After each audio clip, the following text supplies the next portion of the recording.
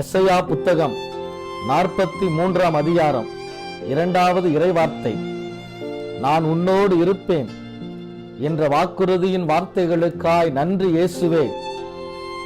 இயேசுவே இம்மீட்பரே, உமது பிள்ளைகள் செல்லுகின்ற வழிகளில் உடனிருந்து வழிநடத்துவீராக.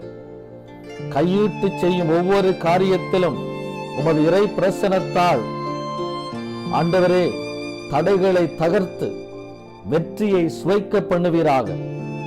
குடும்ப உறவுகளில், பணித்தலங்களில், வேலை செய்கிற இடங்களில், வாழுகின்ற பகுதிகளில் உமது பிரசனம் அவர்களோடு தங்கிடச் செய்வீராக.